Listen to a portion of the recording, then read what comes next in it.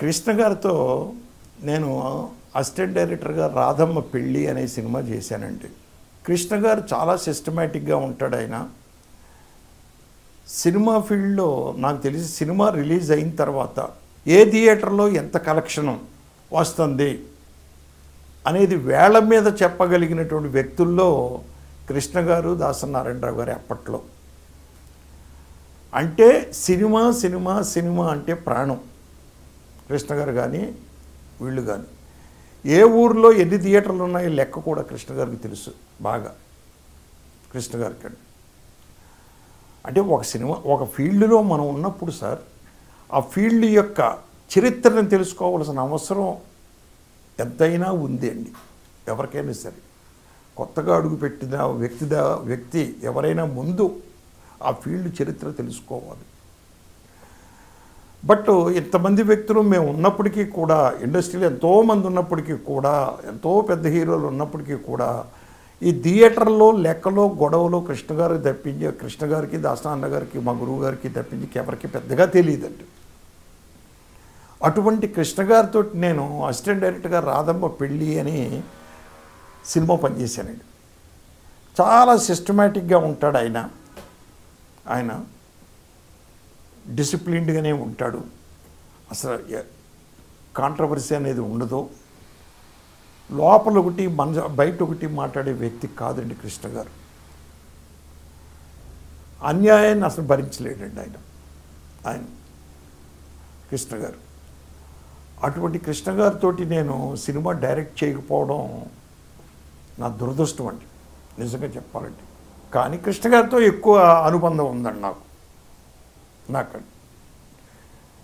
ఆయన చనిపోకముందు ఎప్పుడో చాలా సంవత్సరాల ముందు నేను ఏదో పని మీద నరేష్ కోసం ఇంటికి వెళితే విజయకృష్ణ అక్కడ ఇది ఇంటికి వెళితే కృష్ణ గారు అప్పుడే దిగుతున్నారు. దిగితే నమస్కారం అన్నాను నేను. డైనింగ్ టేబుల్కి వెళ్ళి పక్కనే కూర్చుని ఆయన విజయ నిర్మల గారు కూర్చున్నారు. నేను నరేష్ మాట్లాడుకుంటున్నాం. ఈ లోపల కృష్ణ గారు నరసింహరావుని పిలు అన్నారు. వెళ్ళాను. సార్ నమస్తే పిలిచారంటాను. కూర్చోవా టిఫిన్ చేయి. ఇది అప్పటికి 10:30-11 అయిందండి. బ్రేక్ఫాస్ట్ 10 అంత అయిందండి. లేదు సార్ చేసి వచ్చినా పర్లేదు చేయవయ్యా. అంత చక్కని వ్యక్తి అండి కృష్ణ గారు.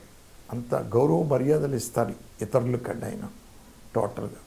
అటువంటి వ్యక్తితో నేను సినిమా చేయకపోవడం అనేది నాకు మిగిలిపోయినటువంటి ఇది. అయితే నేను సంసారం అనే సినిమా చేసిన తర్వాత ఆ సినిమా మంచి హిట్ అయిన తర్వాత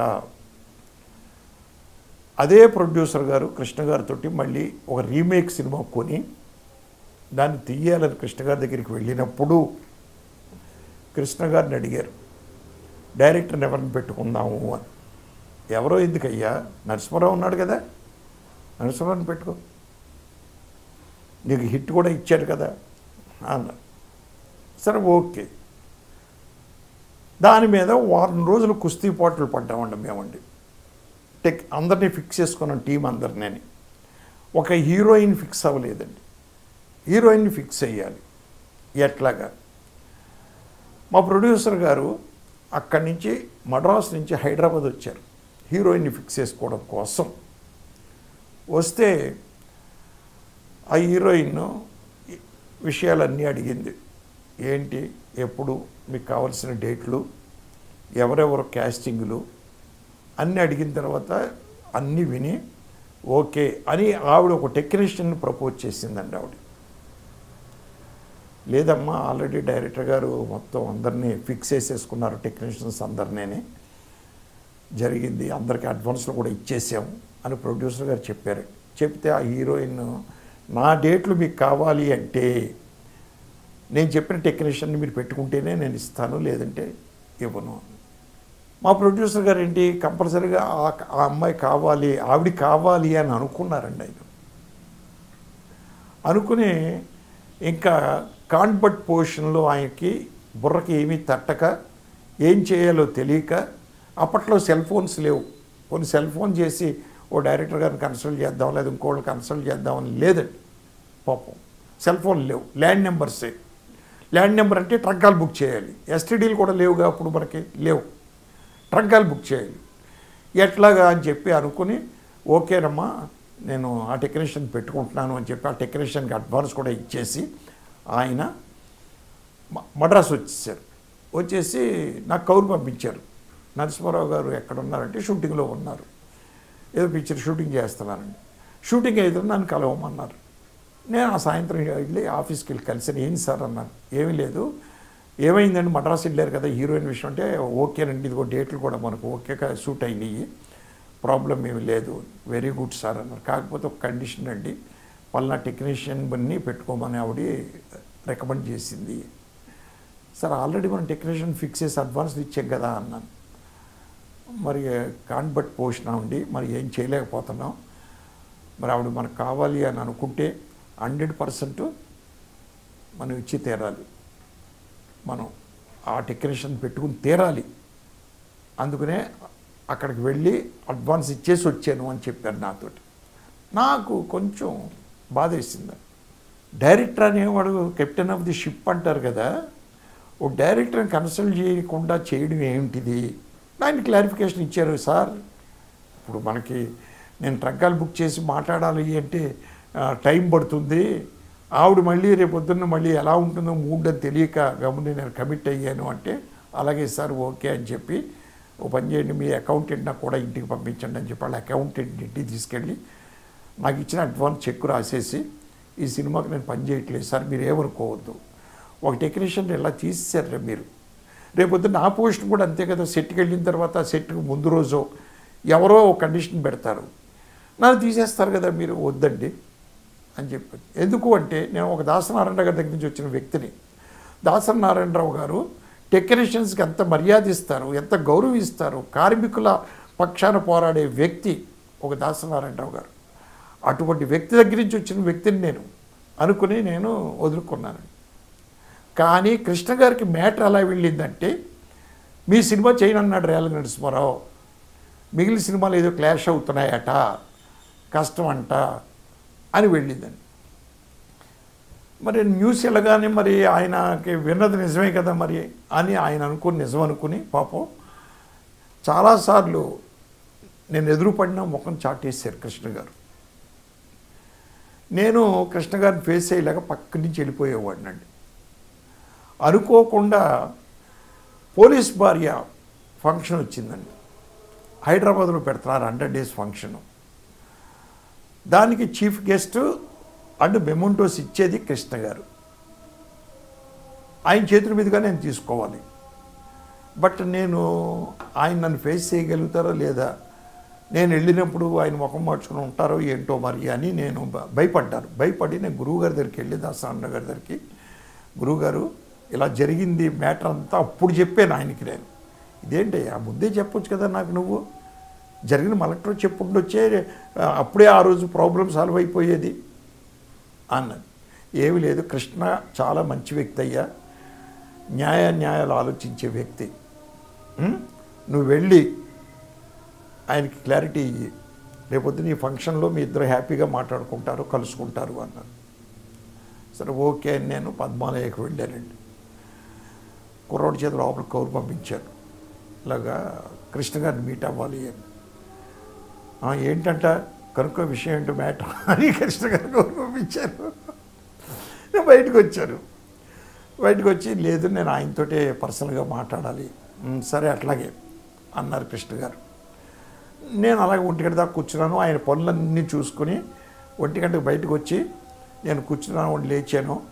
ఆయన నా ఇంకా చూడట్లేదు అసలు. ఏంటి నరసింహారావు విషయం, మ్యాటర్ ఏంటి అని సైగ చేసి డ్రైవర్ని రమ్మంటున్నాడు ఆయన.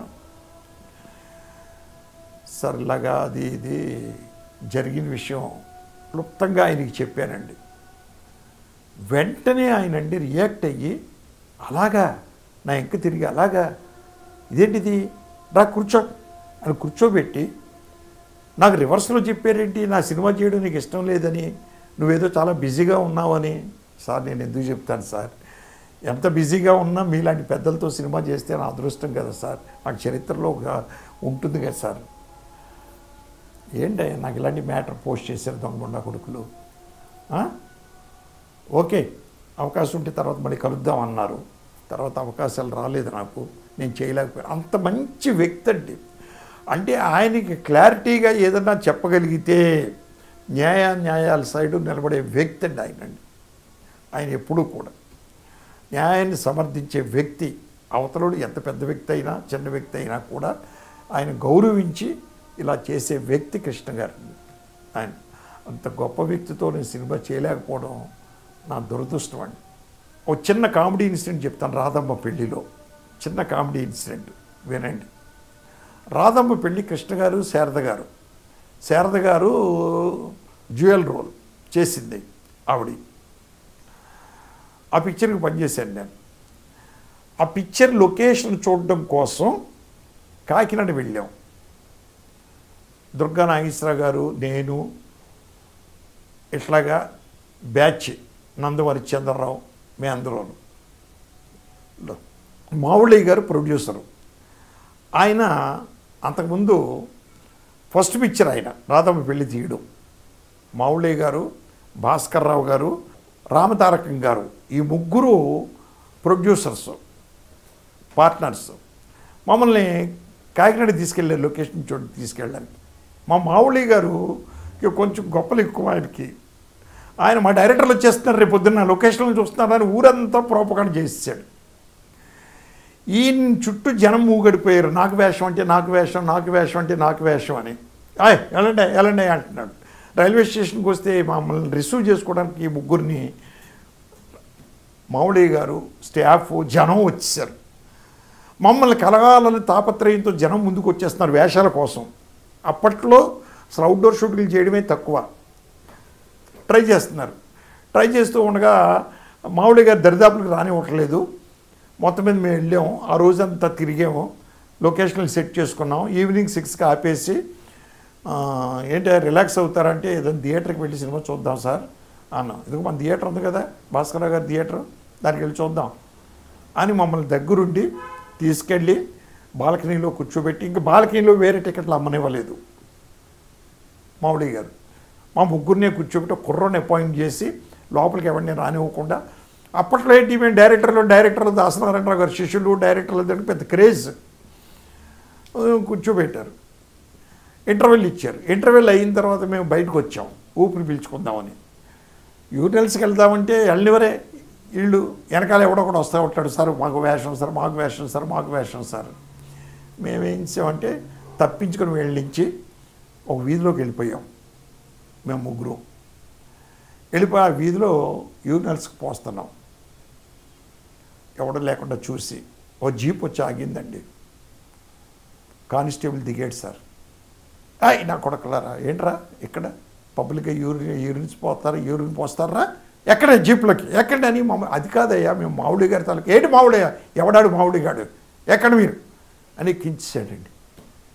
కాదు సార్ మా ప్రొడ్యూసర్ మావుళ్ళయ్య గారు. ప్రొడ్యూసరా ఇదా, ఎక్కడ ముందు మీరు బయట పబ్లిక్గా యూరిన్ పోస్తారా మీరు, థియేటర్లో కట్టారు కదా వాళ్ళు. Police station తీసుకుపోయాడండి. తీసుకెళ్ళిపోయిన తర్వాత పోలీస్ స్టేషన్లో కూర్చున్నాం, నిలబడి ఉన్నాం. అక్కడ వేరే కానిస్టేబుల్ పిలిచాడు, ఏదో మాట్లాడుతున్నాడు. నాకు బిక్కుమని గుండెలు జారిపోతూ ఉండగా వాడు వెళ్ళిపోయాడు కానిస్టేబుల్. ఈ లోపల సార్ మావుళ్ళయ్య గారితో ఒక్కసారి మాట్లాడతాం సార్ అని ఫోన్ రిసీవర్ మీద చెయ్యకపోతే చెయ్యి తీసాడు. ఆగనే, కాదు సార్ మావుళ్ళయ్య గారు సార్, ప్రొడ్యూసర్ గారు సార్, సినిమా తీస్తున్నాడు. ఏం బొక్క, ఎవడాడు అది ఇది అని చెప్పి అన్నాడు సార్. వెళ్ళిన కానిస్టేబుల్ ఓ ట్రేలో ఓ 3 టీలు బిస్కెట్లు పట్టుకొచ్చాడు సార్. మేము ఆశ్చర్యంగా చూస్తున్నాం. ఈ బెదిరించే కానిస్టేబుల్ అంటే ఆడి మీద హెడ్ కానిస్టేబుల్ ఆడి తీసుకుని కూర్చోండి సార్, తీసుకోండి సార్ ఇవన్నీ. సార్ ఏంటి సార్ ఈ మర్యాదలు, మాకు అర్థం కాదు. ఏమి లేదు సార్, నేను ఒక నటుండి సార్, ఎన్నోసారి మావుళ్ళయ్య గారిని అడిగాను సార్, మిమ్మల్ని కలుస్తామని చెప్పాము సార్, కలవనివ్వట్లేదు సార్, మాట్లాడనివ్వట్లేదు సార్, అందుకని ఈ విధంగా మిమ్మల్ని పోలీస్ స్టేషన్ తీసుకొచ్చి కలుద్దాం. నాకు నా క్యారెక్టర్ నచ్చితే, నేను చేసింది ఇది నచ్చితే నాకు వేషం ఇప్పించండి సార్, మీ గురువుగారితో చెప్పన్నాడు సార్. నువ్వు ఈ విషయం అక్కడ చెప్పొచ్చు కదరా. ఇప్పుడు బయట ఏమైపోయింది, దాసరావు నగర్ అసిస్టెంట్స్ పోలీస్ స్టేషన్కి వెళ్ళిపోయారు అని పేపర్లు వేసేస్తారు కదా రేపొద్దున. గొప్పనోడు బాబు నటుడు. ఇలాంటి తమాషా ఇన్సిడెంట్ రావతంపేటలో జరిగిందండి. ఈ వీడియో మీకు నచ్చితే లైక్ చేయండి, షేర్ చేయండి, వెంటనే సబ్స్క్రైబ్ కూడా చేయండి.